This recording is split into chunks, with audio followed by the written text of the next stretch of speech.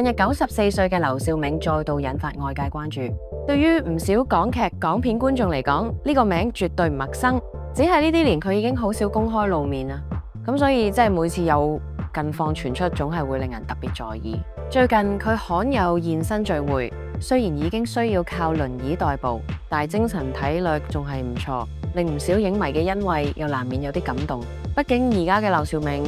早已唔係當年喺銀幕上氣場十足嘅老戲骨，隨住年紀漸長，加上近年受多種病痛困擾，佢嘅身體狀況明顯大不如前。但係難得嘅係，即使係到咗呢一個階段，佢面對晚年生活嘅態度依然十分樂觀，並冇俾病痛徹底擊垮。講到劉兆銘呢，即係好多觀眾最難忘嘅，一定仲係《倩女幽魂》入邊嘅樹妖嗰個角色，雌雄同體，陰陽難分，詭異又陰森，幾乎成咗唔少人嘅童年噩夢。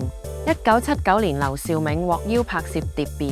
先至正式轉戰影壇。冇諗到呢一轉身就係幾十年嘅演藝人生，只係再傳奇嘅人都敵唔過歲月。進入高齡之後，再加上太太喺2012年離世，劉兆銘逐漸淡出演藝圈。近啲年，佢把時間更多擺喺休養同埋養生上嘅。對於一個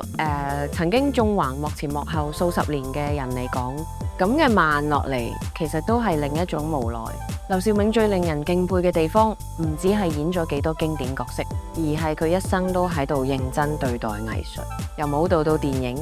由編導到演員，佢行過嘅每一步都唔係靠運氣，而係真正一步一步磨出嚟嘅。如今睇到94歲嘅佢坐住輪椅出現，當然會俾人心痛啦。但係比起感嘆衰老呢，大家更該記得嘅係佢曾經有幾光彩咧。